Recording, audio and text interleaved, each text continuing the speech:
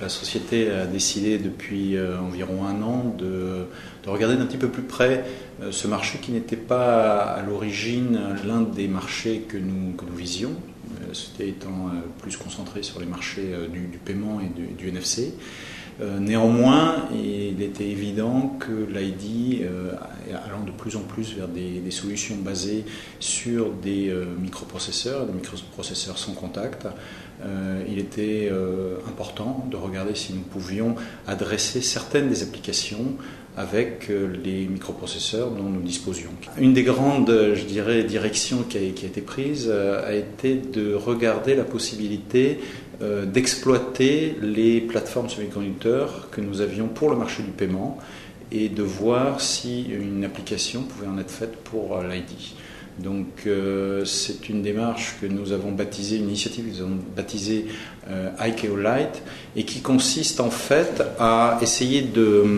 d'exploiter une standardisation sur le marché de l'identité qui est aujourd'hui fait une émergence importante, qui est donc l'ICAO, destinée à l'origine uniquement pour des applications de déplacement ou de ce qu'on appelle des documents de transit,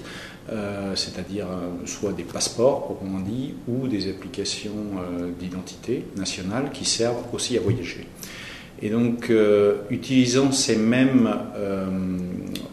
cette standardisation, à la fois d'un point de vue de l'émission des documents et aussi de leur vérification sur le terrain, et de regarder comment nous pouvions avoir des solutions moins chères, mais qui soient conformes à ces